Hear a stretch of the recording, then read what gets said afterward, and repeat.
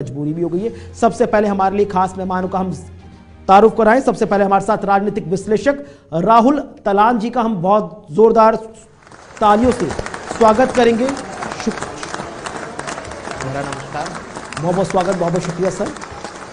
दूसरा बेहद खास मेहमान राजनीतिक विश्लेषक हमारे साथ अमिताभ कुमार जी, तालियों के साथ स्वागत किया जाए अमिताभ कुमार जी का भी। उसके बाद चर्चा को हम आगे बढ़ाएंगे। स्वागत सर। तो जब बात हो रही है समाजवादी पार्टी के एक के बाद एक लेट लतीफी वाले निर्णय और उससे नाराज होकर एनडीए के पाले में जा रही आरएलडी की, साथ ही साथ हम बात करेंगे एनडीए का जो कुनबा मजबूत होता हुआ नजर आ रहा है वो कितना बेहद दिलचस्प होता हुआ नजर आ रहा है। पहले एक ओपनिंग कमेंट ले लें, उसके बाद राजनीतिक नेताओं के बयान भी हम आपको सुनाएंगे। और मुख्य रूप से जो पश्चिमी उत्तर प्रदेश की जब हम बात करते हैं, मुजफ्फरनगर की, बड़ौद की हम बात करते हैं, हापुड़ की हम बात करते हैं, अमरोहा हो गया, नगीना हो गया, ये तमाम जो इलाकों की बात करते हैं, तो यहाँ के लोग इस पूरे सियासी घटनाक्रम को किस तरह से देख रहे हैं वो भी हम बताएंगे। राहुल, शुरुआत हम आप ही से कर रहे हैं। मौजूदा वक्त में देखा जाए तो वैसे कहते हैं ना कि पॉलिटिकल पार्टीज या चुनाव ऐसी चीज है कि कोई परमानेंट दोस्त कोई परमानेंट दुश्मन नहीं होता। हर कोई अपनी बेनिफिट के हिसाब से अपने दोस्त चुन लेता है, लेकिन धीरे धीरे इंडी अलायंस का कुनबा घटता जाना और एनडीए का बढ़ता जाना, इससे इस पर आपका ओपनिंग कमेंट क्या है? देखिए, मैं बोलूँगा कि सबसे पहले तो एक कांग्रेस की नाकामी है कि कांग्रेस अपने सहयोगी दलों को अपने साथ इकट्ठा नहीं रख पाई।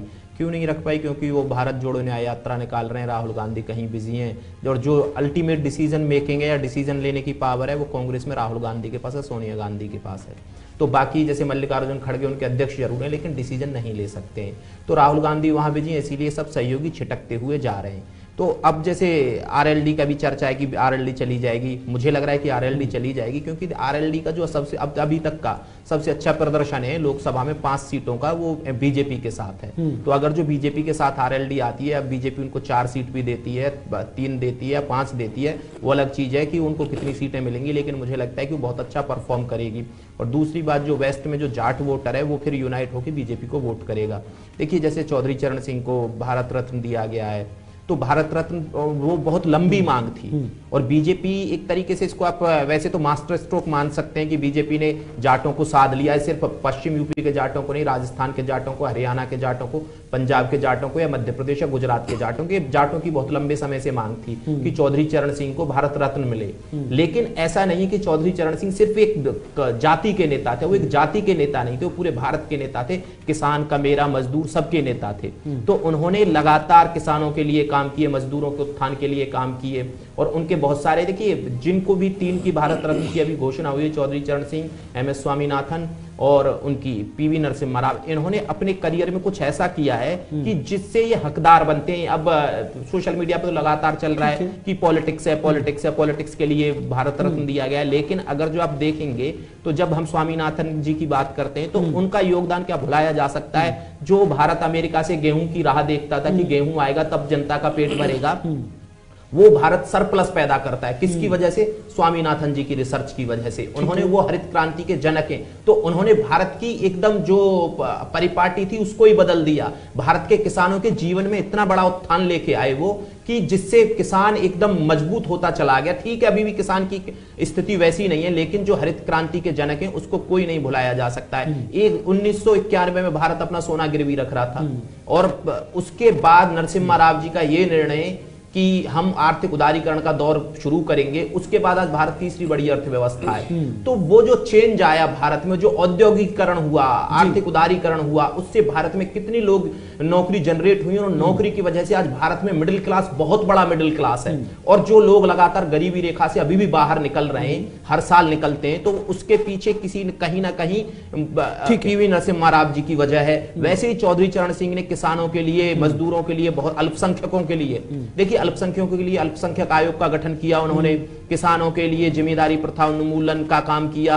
और इस सब चीज की लड़ाई लड़ी। तो ये जो सारी चीजें इन्होंने ना लोगों के जीवन में व्यापक प्रभाव लाए, व्यापक बदलाव लाए, तो जिसकी वजह से उनको भारत रत्न दिया जाना बहुत, मुझे लगता है कि बहुत सही निर्णय है। और इसकी कांग्रेस के पास भी तो मौका था कि वो पीवी नरसिम्हा राव को देते, चौधरी चरण सिंह को देते, MS स्वामीनाथन को देते, लेकिन उन्होंने मौका गवा दिया। सत्ता तो उनकी भी बहुत दिन रही है, तो जो मौका गवा दे। अब राजनीति के लिए आप कुछ भी करते रहिए, लेकिन मुझे लगता है अक्सर कहा जाता है कि राजनीति में सही समय पर सही फैसलों का जो असर है वो अगले 5 साल तक नजर आता है। लेकिन अमिताभ सर, अगर हम देखें, क्योंकि कहते हैं कि जैसे एक एक वोट की कीमत बहुत महत्वपूर्ण होती है, एक एक वोट से व्यक्ति चुनाव जीतता है, हारता है, उसी तरह एक एक सहयोगी चुनाव जितवाता भी है और उसकी कमी से चुनाव हार भी जाते हैं बहुत बहुत राजनीतिक दल। RLD जिसका पूरा का पूरा एक अच्छा खासा वोट बैंक पश्चिमी उत्तर प्रदेश में है, NDA में जब आने जा रहे हैं, भले ही औपचारिक ऐलान नहीं हुआ है, लेकिन जयंत चौधरी ये कहते हैं कि अब मैं किस मुंह से मना करूं, तो इसके तो बहुत व्यापक संकेत नजर आते हैं। इंडिया अलायंस के लिए कितना बड़ा झटका और NDA के लिए कितनी बड़ी खुशखबरी। देखिए, जो विपक्षी गठबंधन है वो तो बिखर गया, बहुत स्पष्ट संकेत है, अब इसमें कुछ बचा नहीं है। विपक्षी गठबंधन में कुछ नहीं बचा है। जिनको सपा और ममता दीदी जो TMC को आप देख रहे हैं, ये दोनों पहले ही उनसे बिल्कुल असहमत हैं और अपने ढंग से अपनी सीटें तय कर रहे हैं, तो वो बिल्कुल क्लियर है। अब जदयू भी चला गया, रालोद चला गया, क्योंकि कल जो बात कही जयंत जी ने, इससे स्पष्ट हो गया है कि अब वो NDA के साथ आ चुके हैं। तो इंडी गठबंधन जो आप जिसको कह रहे हैं वो अब रहा नहीं। आप देखिए, फेल्योर देखिए कांग्रेस की। एक तरफ जो NDA है उसकी जीत लगातार पिछले 3 सालों से मैं देख रहा हूँ, विभिन्न मीडिया हाउसेस लगातार सर्वे कर रहे हैं और नरेंद्र मोदी लगातार जनता की पहली पसंद बने हुए हैं और 50% से ऊपर लगातार उनकी पसंदगी होती कि प्रधानमंत्री के तौर पे वही पसंद है।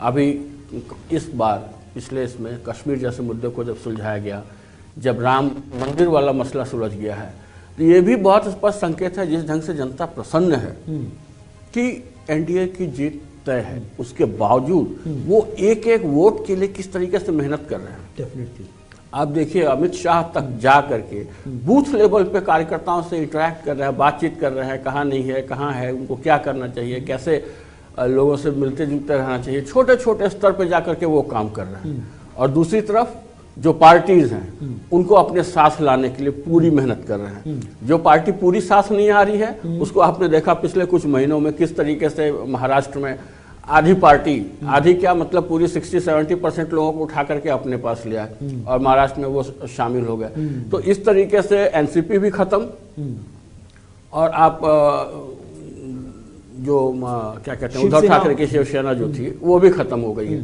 तो कहाँ बचा विपक्षी गठबंधन? कांग्रेस अपनी मूर्खता में सब कुछ एक एक कर गंवाती रही सबसे पहले, और उसके बावजूद भी अभी भी सबको संगठित करने में वो उतना हार्ड एफर्ट्स नहीं दे पा रहे जितना जरूरत। ठीक है, मैं लौटूंगा सर आपके पास, कुछ आंकड़े भी हम आपके सामने दिखाएंगे, लेकिन उससे पहले जब भारत रत्न का ऐलान किया गया उसके बाद जो पॉलिटिकल प्रतिक्रियाएं आई हैं नेताओं की, चाहे वो जयंत चौधरी हो या अखिलेश यादव हो या अन्य नेता हो, क्या कुछ उनका कहना रहा? आइए आपको वो रिएक्शन दिखवा देते हैं। बहुत बड़ा दिन है, मेरे लिए भावुक पल है, ये यादगार पल है, स्मरणीय है। मैं भारत की महामहिम राष्ट्रपति जी को, भारत सरकार को और विशेष तौर पर प्रधानमंत्री नरेंद्र मोदी जी को, क्योंकि उनके विजन का हिस्सा है जो उन्होंने निर्णय लिया, भारत रत्न से नवाजा है, 3 अवार्ड दिए गए हैं, खासतौर से चौधरी चरण सिंह जी को जो सम्मानित किया है। बहुत बड़ा संदेश पूरे देश में गया है। देश की भावनाएं इस सरकार के इस फैसले से जुड़ी हैं और ये साबित किया है मोदी जी ने कि वो देश की मूल भावना और चरित्र को बेखूबी समझते हैं और जानते हैं। बहुत समय से गांव के लोगों में एक टीस थी कि जो उनके बीच के व्यक्ति, इतने बड़े राजनेता, बड़े बड़े पदों पर रहते हुए, उनके लिए जिन्होंने जीवन पर्यंत संघर्ष किया, ऐतिहासिक निर्णय लिए, जिनका प्रभाव आज भी कमेरा वर्ग, किसानी और मजदूरी कर रहे लोगों पर पड़ता है, चौधरी चरण सिंह जी, जो आज तक कोई भी पूर्व की सरकार नहीं कर पाई, वो फैसला बेबाकी से नरेंद्र मोदी जी के विजन से और प्रयासों से और उनके समर्पण भाव के कारण हो पाया। तो मैं फिर कोटि कोटि धन्यवाद देता हूं, आभार व्यक्त करता हूं। जो आज मुख्यधारा में लोग नहीं हैं, उनकी हिम्मत बढ़ाने का फैसला आज भारत सरकार ने लिया है। जितने लोगों को भी भारत रत्न मिला है मैं उनको बहुत बधाई और शुभकामनाएं दी। सर जैन जी से कोई बात हुई है? इधर बात नहीं हुई है और जो बातें हो रही है वो सब अखबारों में छप रही हैं। तो आप ही के माध्यम से हम लोग जानकारी पा रहे हैं। इसे जितने भी किसान नेता और जितने भी दलों ने जो समय समय पे मांग की थी उन सबको बधाई और धन्यवाद, जिनकी के परिणाम आज दिखाई दे रहा है कि देश के पूर्व में रहे प्रधानमंत्री, किसान नेता, और उन्होंने पूरी ज़िंदगी अपनी लगा दी थी गरीब किसान को खुशहाली के रास्ते पे लाने की। उनके पिताजी को भी अच्छी तरह जानते हैं, उनके साथ मैंने काम भी किया है। उन्होंने, उनके पिताजी ने कभी किसानों की लड़ाई को कमज़ोर नहीं होने दिया है। हमें उम्मीद है कि जयंत भी किसानों की लड़ाई को कमज़ोर नहीं होने देंगे और किसानों की लड़ाई को लड़ते हुए कहीं नहीं जाएंगे, ये हमें विश्वास है। हो, चाहे बात हो जाए शिवपाल सिंह यादव की, चाहे बात अखिलेश यादव की, लेकिन राहुल जी समझना जरूरी होगा कि देरी से लिया गया फैसला कभी भी सार्थक और निर्णायक नतीजों पर नहीं पहुंच पाता, और यही कारण है कि अब भी अखिलेश यादव जी सीटों को लेकर किसी निर्णय पर नहीं पहुंच पाए। उसके बाद भी उम्मीद लगाना कि जयंत जी उनके साथ रहेंगे, अभी भी आपको लग रहा है कि अभी भी वो सच्चाई या हकीकत से दूर, कोसों दूर है? देखिए, मुझे लगता है कि जो आप बात बोल रहे हैं वो बिल्कुल सही है कुणाल जी, लेकिन एक चीज ये भी है ना कि अब जयंत के वोटरों का जब दबाव जयंत पे होगा कि वो बीजेपी के साथ जाएं, ऐसा नहीं है। देखिए, ये कोई आज की मांग नहीं है पश्चिम यूपी के किसानों की या देश के और किसानों की, ये पूरे बहुत लंबे समय की मांग है कि चौधरी चरण सिंह को भारत रत्न दिया जाना चाहिए, तो बीजेपी सरकार ने पूरा किया है। तो अगर जो जयंत सपा के साथ जाते हैं तो फिर मुश्किल हो जाएगी, फिर जयंत को दिक्कत हो जाएगी। देखिए, अगर जो अपने वोट के आप जो भी आपके वोटर हैं उनके साथ नहीं रहेंगे तो आपको दिक्कत हो जाएगी पॉलिटिक्स में, आपका वोटर छिटक के दूसरी पार्टी के पास चला जाएगा। देखिए, जयंत ठीक है कि एक जाति की राजनीति कर रहे हैं, वो अलग चीज है, लेकिन आप ये देखेंगे तो चौधरी चरण सिंह जाति से बंधे हुए नेता नहीं थे। अगर जो आज उनको कोई जाति में बांधता है तो वो गलत बात है। चौधरी चरण सिंह ने कभी जाति की बात ही नहीं की थी, तो आज अगर जो उनको एक जाति के नेता के तौर पर पेंट करने की कोशिश की जाएगी तो वो गलत बात होगी, बहुत ज्यादा गलत बात होगी। तो इसीलिए कि जो भी किसान या उनके जो अनुयायी हैं चौधरी चरण सिंह के, वो जरूरी, चौधरी चरण सिंह के अनुयायियों की संख्या बहुत ज्यादा है, लेकिन अगर जो आप ये बोलेंगे कि जयंत के अनुयायी या जयंत के वोटर कितने, तो उनके बराबर तो नहीं है ना। तो जयंत अगर जो उस निर्णय के खिलाफ जाते हैं और वो बीजेपी के साथ नहीं जाते तो वो अपने वोट भी चटक जाएंगे उनसे, जो उनके साथ जो वोट है। तो चौधरी चरण सिंह बड़ा नाम है, जयंत छोटा नाम है, तो अगर जो जयंत को जाना है तो बीजेपी के साथ जाएंगे। और उन्होंने वो बात भी बोल दी कि मैं किस मुंह से मना करूं, तो किस मुंह से मना करने की बात यही है कि पश्चिम यूपी का जो भी जाट है और जो अल्पसंख्यक है, मैं बोल रहा हूं कि अल्पसंख्यक वोट भी इसके प्रभाव में देखिए बीजेपी को वोट करेंगे, क्योंकि चौधरी चरण सिंह ने जो अल्पसंख्यक आयोग का गठन किया उससे अल्पसंख्यकों को कितना भला हुआ, तो वो सब वर्ग के नेता थे। तो इस वजह से आप देखेंगे तो एक वर्ग में ना तो उनको बांधा जा सकता है, और इससे बहुत सारे लोगों को एक आत्मसंतुष्टि भी मिली है कि चौधरी चरण सिंह को भारत रत्न मिला है, और जो लंबे समय से मांग थी। तो सपा के साथ रहना एक गलती होगी, मैं इसको ऐसे बोलूंगा। देखिए, क्योंकि सपा के साथ आप रहेंगे ये तो सबको पता है, बहुत सारे सर्वे भी आ रहे हैं कि बीजेपी कैसा परफॉर्म करेगी यूपी में, और जैसे जबकि समाजवादी पार्टी बहुत एक्सपेरिमेंटिव पार्टी है, आरएलडी के साथ भी चुनाव लड़ चुकी है, हमने कांग्रेस के साथ गठबंधन में चुनाव लड़ते हुए देखा, बसपा के साथ गठबंधन में चुनाव लड़ते हुए देखा, लेकिन चुनावों में गठबंधन का फायदा जितना इन समाजवादी पार्टी, क्योंकि वो स्कोर सेंटर में थी, उसको मिलना चाहिए था, वो मिल भी नहीं पाया। नहीं, देखिए, मुझे लगता है कि समाजवादी पार्टी को फायदा मिलता है इस चीज का, जबकि अगर जो आरएलडी जाती है समाजवादी के साथ तो आरएलडी को नुकसान हो जाता है। वो ठीक है, उनको इतनी सारी सीट मिली, 8 जीते, उसमें वो अलग चीज है, लेकिन मुझे लगता है कि बहुत ज्यादा नुकसान हो जाता है। जो इनका कोर वोटर है आरएलडी का, वो नाराज हो जाता है, वो समाजवादी पार्टी को वोट करना नहीं चाहता है। आप अगर जो देखेंगे, कभी भी वोटिंग पैटर्न देखेंगे वेस्ट यूपी का, तो समाजवादी पार्टी को आरएलडी का वोटर या जाट वोट नहीं करता है। अगर जो कोई स्ट्रॉन्ग वोट बेस है समाजवादी पार्टी का वेस्ट में, तो वो यादव है और मुसलमान है। मुसलमान सबसे ज्यादा स्ट्रॉन्ग वेस है। आपने जब ये आंकड़े रखे तो एक एक करके वो ग्राफिक्स दिखा देते हैं, जहां पर जातीय समीकरण यानी कि वोटिंग परसेंटेज क्या कुछ कहता नजर आता है। हम आपको वो परसेंटेज दिखा देते हैं कि करके कि आखिरकार वोटिंग परसेंटेज के हिसाब से जो राजपूत या फिर मुस्लिम वर्ग, दलित या जाट क्या कुछ कहता नजर। अगर आप अमिताभ जी, अगर आप ये परसेंटेज देखें कि वही ये पूरा पश्चिमी उत्तर प्रदेश का इलाका है, तो 27% वहां पर मुसलमान वोटर हैं, दलित अगर बात की जाए 25% है, जाट 17% है, राजपूत प्लस यादव 15% है। अब ये वोटिंग परसेंटेज जो है अमिताभ सर, आरएलडी का एनडीए में आना, इस वोटिंग परसेंटेज को साधने में एनडीए के लिए कितना आसान रहेगा आने वाला चुनाव? बहुत अंतर पड़ेगा। 70% वोट जो है ना, इसके अलावा जो मुस्लिम वोट आप देख रहे हैं, इसमें जो पसमानदा समाज है मुस्लिम का और महिलाएं जो हैं, हाँ, उनको ऑलमोस्ट साध चुके हैं मोदी जी, वो आप देख रहे हैं। और जाट भी अगर साथ आ जाते हैं 100%, आना भी चाहिए, क्योंकि जो अभी उन्होंने घोषणा की पुरस्कार की, राजनीति को एक नई दिशा ही जी, तो पूरा का पूरा जो 80 टारगेट कर रहे हैं ना, इससे पता चलता है कि कितना एनडीए जो है इस बात को लेकर समर्पित है कि हम 80 के 80 वोट जो हैं यहाँ से हम लें।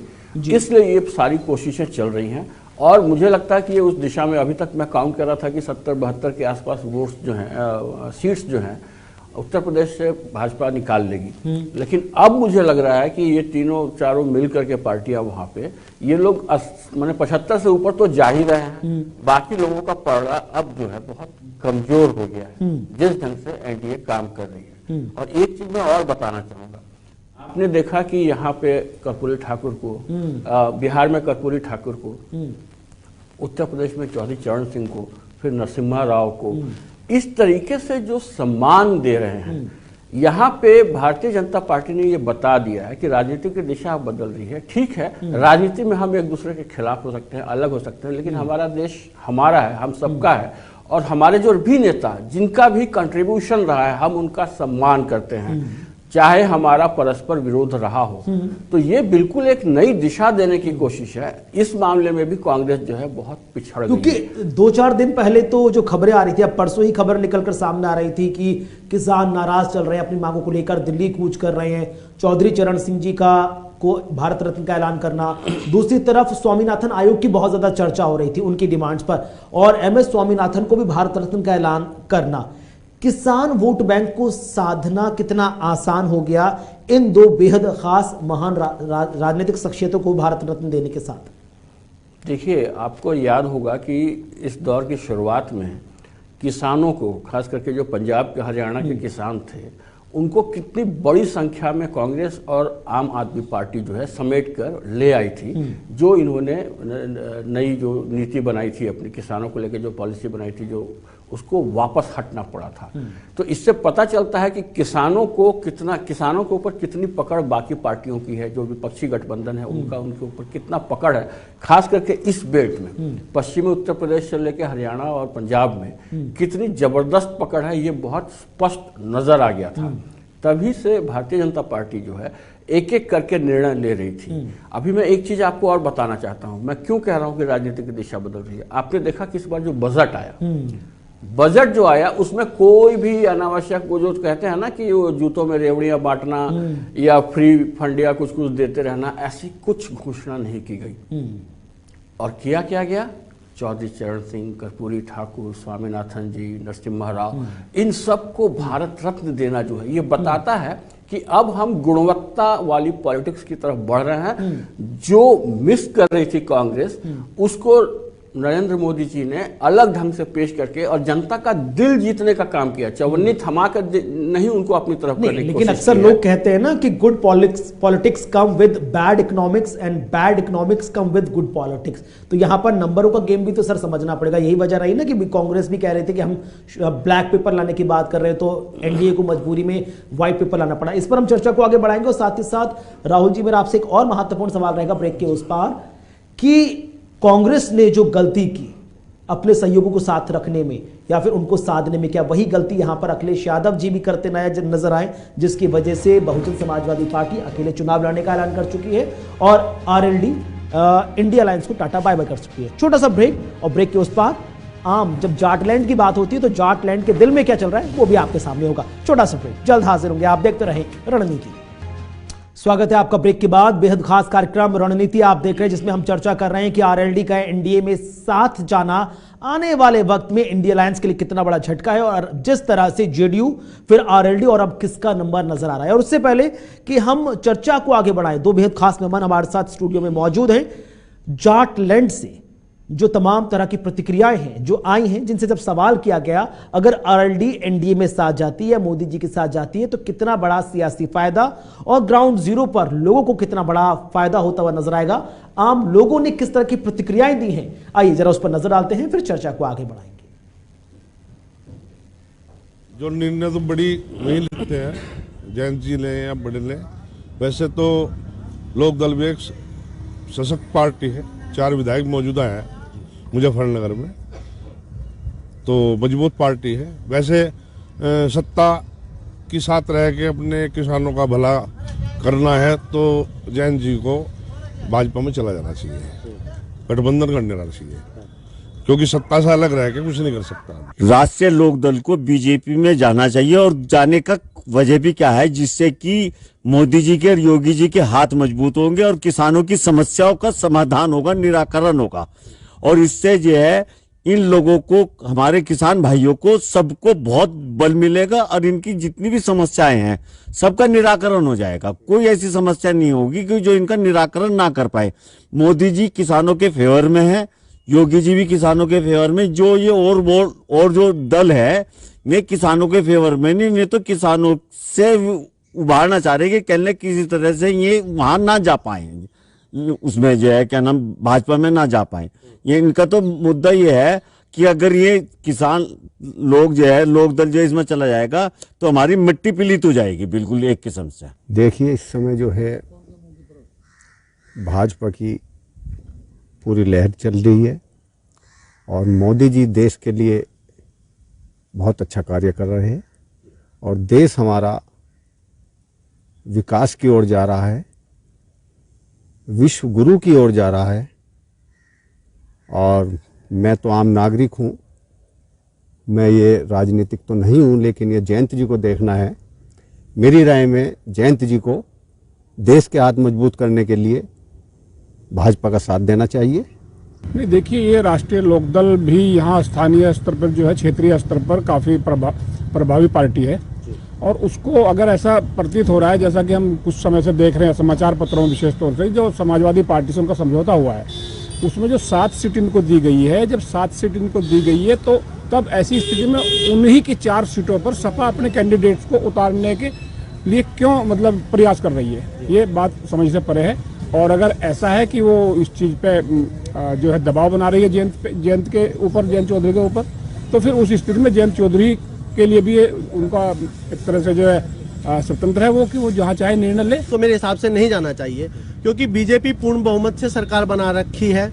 यूपी में भी उनकी सरकार है और पहले भी 80 में से 63 सीट बीजेपी के पास है।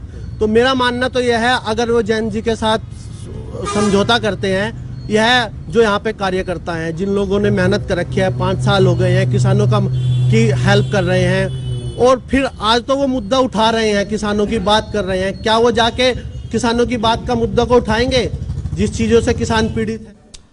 सुना आपने राहुल जी की किस तरह से लोगों के मिक्स एक्शन निकल कर आए, लेकिन इससे एक चीज तो बहुत कंफर्म हो गई कि आज के मतदाता बड़े प्रैक्टिकल हैं, क्योंकि उसमें कई लोग जो कहते नजर आए कि भाई अगर आप एनडीए के साथ जाते हैं, यानी कि आरएलडी एनडीए के साथ जाती है, तो उसका सियासी फायदा ज्यादा नजर आएगा, किसानों को बल भी मिलेगा, उनके हाथ भी मजबूत होंगे, उनकी समस्याओं का तुरंत निदान भी हो जाएगा, क्योंकि सेंटर से लेकर स्टेट तक बीजेपी की सरकार होगी। तो बिल्कुल, देखिए कुणाल जी, अगर जो आप सत्ता के साथ रहते हैं तो आप किसानों की बात कर सकते हैं। देखिए, अल्टीमेटली काम करना है सरकार को, और विपक्ष में रह के तो आप काम कर नहीं सकते हैं किसानों के लिए। कोई भी डिसीजन होगा तो सरकार लेगी किसानों के फेवर में। अगर जो आप सरकार में हैं तो सरकार के दबाव भी डाल सकते हैं। तो ये सही बात है कि आप सत्ता के साथ रहेंगे तो किसानों के हित की बात ज्यादा कर सकते हैं और कन्विंस कर सकते हैं सरकार को कि किसानों के पक्ष में ये निर्णय किए जाने चाहिए। देखिए, बीजेपी के लिए भी जयंत जरूरी है और जयंत के लिए भी बीजेपी जरूरी है। देखिए, अगर जो आप देखेंगे वेस्ट यूपी को, तो वेस्ट यूपी में जब चुनाव होते हैं ना तो एक मैसेज निकल के जाता है पूरे यूपी के लिए, क्योंकि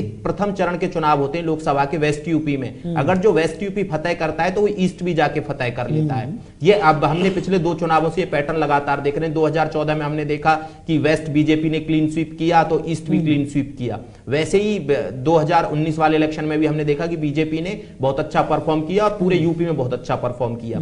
तो अगर यहां जयंत आते हैं इनके साथ तो बीजेपी क्लीन स्वीप कर देगी और फिर ईस्ट भी क्लीन स्वीप कर देगी। एक तो ये मैसेज निकल के जाएगा।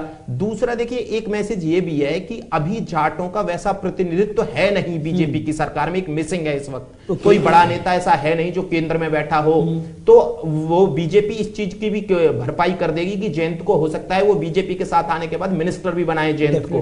तो अगर जो मिनिस्टर बनेंगे तो वो जो लंबे समय से मांग है जाटों की कि भाई कोई होना चाहिए केंद्र में भी, कोई मिनिस्टर होना चाहिए, कोई पावरफुल पोर्टफोलियो उसके पास होना चाहिए, वैसा अभी मिसिंग है। तो बीजेपी इस चीज की भी भरपाई करने की कोशिश में है कि कौन ऐसा फेस लेके आया जाए।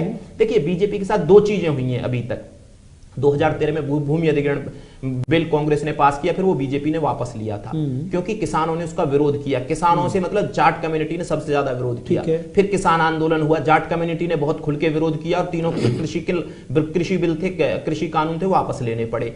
तो जब बीजेपी को मुश्किल हुई है सत्ता में, मोदी जी को मुश्किल हुई है, तो जाट ना बिल्कुल खुल के विरोध में आए और जाटों की वजह से वो मुश्किल हुई है। तो बीजेपी नहीं चाहेगी कि कोई ऐसा दोबारा से, जैसे अभी अमिताभ जी बोल रहे थे कि भाई कांग्रेस बाकी लोगों को इकट्ठा करके लेके आ जाती है और आंदोलन शुरू करवा देती है, आम आदमी पार्टी आंदोलन शुरू करवा देती है। तो अब वो संभावनाएं बिल्कुल नगण्य मुझे लगता है कि अब कोई आंदोलन, अगर चौधरी चरण सिंह को भारत रत्न दिया है तो मुझे लगता है कि वेस्ट यूपी को पूरे तरीके से साथ लिया। हाइपोथेटिकल सवाल है क्योंकि ये मैंने कल भी बीजेपी के प्रवक्ताओं से पूछा था। मैं चाहूंगा दोनों आपने एक छोटा रिएक्शन दे दें कि कर्पूरी ठाकुर जी को ऐलान किया गया भारत रत्न का, जेडीयू एनडीए के साथ आ गया, पृष्ठभूमि उनकी बिहार थी। यहां पर जयंत चौधरी जी को भारत रत्न का ऐलान किया गया, वो उनकी पृष्ठभूमि यूपी थी, आरएलडी एनडीए में शामिल हो गई। अब यह भी देखना होगा ना कि आने वाले वक्त में और कौन कौन सी पॉलिटिकल पार्टियां जो सॉफ्ट टारगेट हैं और उनको भी नजर आ रहा है कि एनडीए के साथ जाना भले ही चाहे हुक और बाय क्रुक उनके लिए 2024 में बेनिफिशियल ही रहेगा। मुझे लगता है, देखिए मेरा मानना है कि टीडीपी भी आ जाएगी बीजेपी के साथ और मुझे लगता है बीआरएस भी बीजेपी के साथ आएगी और वो सत्ता में बीजेपी के साथ भागीदारी करेंगे। मुझे ऐसा लगता है, हो सकता है चुनाव बेशक अलग अलग लड़े और जो उनके जो आंध्र प्रदेश के मुख्यमंत्री हैं वो भी वाईएसआर कांग्रेस भी बीजेपी के साथ आ सकती है, मुझे ऐसा लगता है। और इलेक्शन के बाद वो भी AIDMK भी बीजेपी के साथ आए क्योंकि वो ऑलरेडी सॉफ्ट हार्ट रखते हैं। लेकिन अमिताभ सर, अगर हम देखें क्या अब 2014 वाला जो करिश्मा था उत्तर प्रदेश का, जब 80 में से 72 सीटें एनडीए लेकर आया था, क्या उसे अब रिवाइव करना, उसे रिपीट करना क्या आसान हो जाएगा बीजेपी के लिए? क्योंकि अब जब बसपा अकेले चुनाव लड़ने का ऐलान कर चुकी है, कांग्रेस अगर आप देखें 2014 में 2 सीटें लाई थी, 2019 में 1 सीट रह गई, अब 2024 का भी पता नहीं है। तो क्या भारतीय जनता पार्टी के लिए 2014 वाला इतिहास दोहराना क्या आसान हो जाएगा जब अपना दल उसके साथ है, आरएलडी उसके साथ है और खुद जाटों का भी दिल उन्होंने जीत लिया है? बिल्कुल सही आपने कहा। मुझे तो लगता है कि 72 वाली संख्या पार करेंगे, अब ये 75 से ऊपर जाएंगे, स्वीप भी कर सकते हैं। हालांकि इतना आसान नहीं होगा स्वीप करना, लेकिन बहुत तेजी से अभी जैसे राहुल जी ने बताया कि साउथ में भी जो है काफ़ी तेजी से जो है एनडीए का ये बढ़ता जा रहा है, कुनबा बढ़ता चला जा रहा है। और मेरे पास एक अपुष्ट खबर आई है कि कमलनाथ जी अपने बेटे नकुलनाथ जी के साथ में जो है वो भारतीय जनता पार्टी में ही शामिल होने जा रहे हैं मध्य प्रदेश।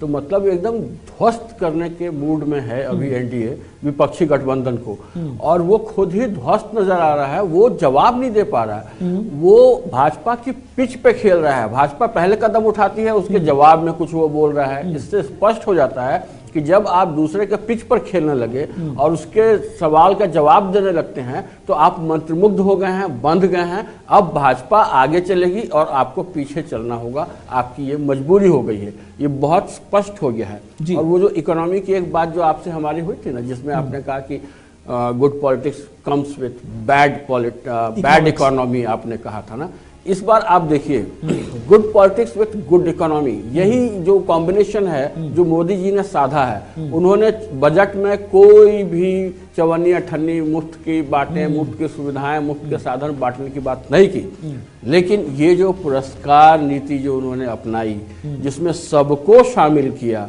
बगैर किसी भेदभाव के, और इस तरीके से लोगों का दिल जीता और उन लोगों को दिया जो बहुत समय से डिजर्विंग थे, जिन्होंने देश की सेवा की थी, गरीब मजदूर किसानों के लिए। अब मोदी जी भी कहते हैं कि वही जातियां हैं भाई, तो उन लोगों को एक संतुष्टि भाव मिला, उनको लगा कि जो हमारे लिए कहने वाला है उसको इस देश में सम्मान मिल रहा है, तो निश्चित रूप से इसका सीधा सीधा फायदा एनडीए को होने जा रहा है। ठीक है, लेकिन राहुल जी, अभी आपने हाल ही में सुना था पीएम नरेंद्र मोदी को लोकसभा में जब वो चर्चा कर रहे थे तब उन्होंने कहा था कि तीसरा टर्म तो हमारा कंफर्म है ही, लेकिन तीसरा टर्म बड़े और ऐतिहासिक फैसलों से होकर गुजरेगा। तो क्या माना जाए, एक के बाद एक तमाम बड़े लोगों को भारत रत्न का ऐलान करना, उसके बाद हाल फिलहाल में कई लोगों के दिल खुश कर देने वाले बयान देना, क्या शुरुआत हो चुकी है और बड़े फैसले किस तरफ इशारा कर रहे हैं? क्योंकि लोगों के अंदर बड़ी क्यूरियोसिटी है कि अगर मोदी जी कह रहे हैं बड़ा फैसला, ऐतिहासिक फैसला, भविष्य को बदल देने वाला फैसला, तो फिर कुछ और ही बात है। बिल्कुल, देखिए, अगर जो आप मोदी जी के बयान को बहुत गौर से देखेंगे तो उन्होंने एक बार बोला था कि मुफ्त रेवड़ी कल्चर बहुत खतरनाक है, तो इसीलिए उन्होंने बजट में कोई मुफ्त रेवड़ी नहीं दी। तो मोदी जी के बयान को देखना होगा। अगर जो वो बोल रहे हैं कि ऐतिहासिक फैसलों वाला होगा तीसरा टर्म, तो मुझे लगता है सच में ऐतिहासिक फैसलों वाला होगा। जो विजन 2047 है, विकसित भारत का जो विजन है, उसके लिए अब नींव रखी जाएगी। देखिए, भारत 5वीं बड़ी अर्थव्यवस्था है इस वक्त विश्व की, तीसरी बड़ी अर्थव्यवस्था इनको बनाना है और मुझे लगता है वो जल्दी बन जाएगी, लेकिन विकसित भी होना है, भारत को गरीबी से भी मुक्त होना है। तो इसके लिए बहुत सारे, देखिए, भ्रष्टाचार पे स्ट्राइक होंगी। अब भ्रष्टाचार भारत में, देखिए, ऐसा नहीं है कि मोदी जी नहीं समझते। मोदी जी जब ये चीज समझते हैं कि जाटों की बहुत दिन से मांग थी कि चौधरी चरण सिंह को भारत रत्न मिलना चाहिए, वो कैसे समझे मोदी जी या स्वामीनाथन जी को या पीवी नरसिम्हा राव जी को, उनको रिकॉग्नाइज कैसे किया? क्योंकि मोदी जी ने भारत को घूमा है, वो भारत की जनता के मंतव्य को, मन को पढ़ते हैं, वो पढ़ चुके हैं, तो इस वजह से उनको ये सारी चीजें पता है। और ये भी उनको पता है कि अगर जो भारत की विकसित भारत बनने में कोई बाधा है तो वो है भ्रष्टाचार। भ्रष्टाचार किनका? जो जिन्होंने बहुत ज्यादा संपत्तियां बना ली और बेनामी संपत्ति, मुझे लगता है कि अभी तक सिर्फ बात होती थी बेनामी संपत्तियों पे स्ट्राइक की।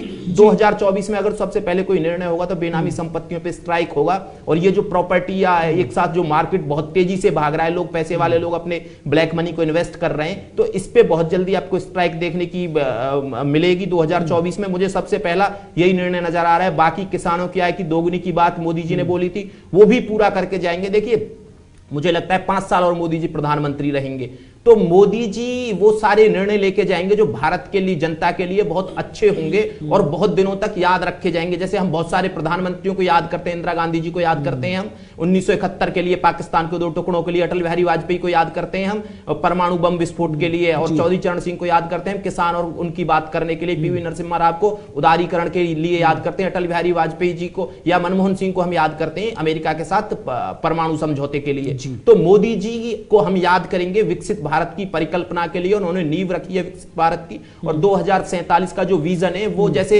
एक होता है ना कि सिंगापुर किसकी विजन से डेवलप हुआ, वैसे ही भारत अगर जो विकसित देश बनेगा तो उसमें मोदी जी की नींव होगी और मोदी जी की वजह से भारत डेवलप नेशन बनेगा। ठीक है, लेकिन अमिताभ सर, क्योंकि लगातार जो पॉलिटिकल पार्टीज है वो नाराजगी जाहिर करती हैं, क्योंकि कांग्रेस के ऊपर जिम्मेदारी थी कि भाई इंडिया अलायंस को एक धार देने की, एक लीड देने की, लेकिन अब नो डाउट आपने देखा कि नीतीश बाबू बेहद नाराज चल रहे थे कि इंडिया अलायंस में ना लोगो डिफाइन हो रहा है, ना कौन उसका कन्वीनर होगा वो डिफाइन हो रहा है, ना कोई प्रधानमंत्री का चेहरा डिफाइन हो रहा है, ना आपका कॉमन मिनिमम प्रोग्राम डिफाइन हो रहा है, ना आपके पॉलिटिकल एजेंडे डिफाइन हो रहे हैं, जिससे नाराज होकर नीतीश कुमार ने इंडिया अलायंस को टाटा बाय बाय करा।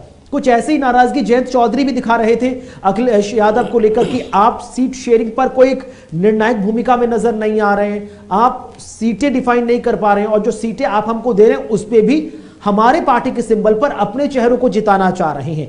तो क्या अखिलेश यादव और राहुल गांधी या दोनों ही पॉलिटिकल पार्टीज एक ही ट्रैक पे थी, जो सही फैसले नहीं ले रहे हैं, सही समय पर फैसले नहीं ले रहे, और अभी भी फैसले नहीं लिए, निर्णायक भूमिका में नहीं आए, तो शायद जो ममता बनर्जी कह रही है कि कांग्रेस पूरे देश में 40 सीटें भी ले आए तो भी गनीमत रहेगी? नहीं, बात बिल्कुल सही है आपको। देखिए, मैं बड़े परिप्रेक्ष्य में बाद में जाता हूँ, पहले मैं आरएलडी और सपा को बता दूं, दोनों का बहुत अच्छा कॉम्बिनेशन चल रहा था जी। वो लगभग 7 सीटें देने को वो तैयार भी थे, लेकिन फिर वो क्या लगे कि भाई 2 सीटों पे हमारे नेता लड़ेंगे आपके टिकट पे। इसके अलावा आरएलडी साफ साफ देख रही थी। देखिए, पिछले 2 लोकसभा चुनाव में आरएलडी साफ हो गई, तो वो देख रही कि जिनके साथ हम चल रहे हैं उसकी वजह से हमारा जो है केंद्र में कोई भी प्रतिनिधित्व नहीं आ पा रहा है। और भारतीय जनता पार्टी ने सीधे सीधे उनको ऑफर दिया। एक तो कंफर्म ऑफर दे दिया कि राज्यसभा में एक आपको मिल जाएगा सांसद में, और 2 सीट। तो उनको लग रहा है कि जो जीतने वाली पार्टी है, जब हवा चली हुई है, दिख रहा है कि जीतेंगे, तो उनके साथ हम जाएंगे तो हमारा प्रतिनिधित्व तो सीधे सीधे नजर आ रहा है ना। फिर वो जो काम करना चाहते हैं अपने लोगों के लिए, उसके लिए उनको मौका मिलेगा जब वो सत्ता में आएंगे। तो इसलिए वो निश्चित रूप से उन्होंने फाइनली चेंज किया अपने माइंड को। एक जो छोटा सा मोटा कुछ सोच भी रहे थे कि हम 4 सीटें लेंगे या 5 सीटें लेंगे, जहां बात अटक रही थी, तो उन्होंने सीधे सीधे जो है एक पुरस्कार घोषित किया और चौधरी चरण सिंह जी के नाम पे वो नतमस्तक हो गए। सीधा सीधा कहा कि अब कोई गुंजाइश नहीं बचती है। अब नीतीश बाबू को ले लीजिए, आपने देखा वहां पे मैं शुद्ध रूप से कांग्रेस को दोषी मानता हूं। क्यों? शुरुआत नीतीश बाबू ने की, कांग्रेस चाह रही थी, लेकिन वो चाह रही थी कि उसके पीछे लोग आए। और जो कांग्रेस की हालत है उसमें ममता दीदी जैसे और अखिलेश यादव जैसे जो मजबूत दल हैं अपने अपने इलाके में, वो पीछे आने को तैयार नहीं थे। वो बोल रहे थे कि तुम्हारी हालत तो हमसे भी बुरी है ना, ठीक है तुम्हारे सारे देश में है, लेकिन जो प्रतिनिधित्व है और जो अपने अपने क्षेत्र हैं उस क्षेत्र में हम आपसे मजबूत हैं। तो वो बिल्कुल तैयार नहीं थे। नीतीश जी ने उनको भी साथ लिया, उनसे बातचीत करके सबको जोड़ा। लेकिन कांग्रेस एक छोटी सी विजय उसको जो कर्नाटक में मिली, उसके बाद कांग्रेस का दिमाग फिर गया।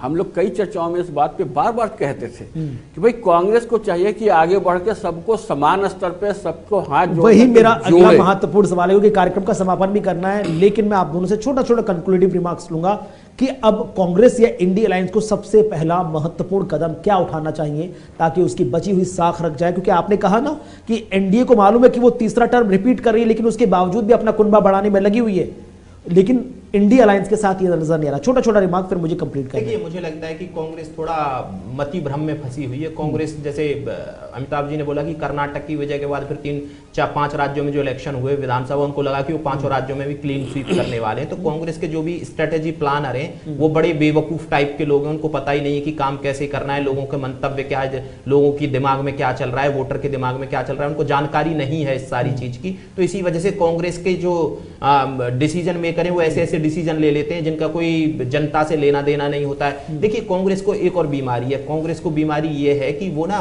जो सबसे बड़े व्यक्तित्व पैदा करना है कि जो बीमारी है कांग्रेस को, वो अपने में ही है बस। कि भाई अब बहुत सारे लोग थे भारत रत्न देने के लिए, कांग्रेस की सरकार भी रही है लंबे समय तक, लेकिन दिया क्यों नहीं? क्योंकि इसलिए नहीं दिया कि कोई कहीं राजीव गांधी जी से बड़ा ना हो जाए, कहीं कोई नेहरू जी से बड़ा ना हो जाए, कहीं कोई इंदिरा जी से बड़ा ना हो जाए।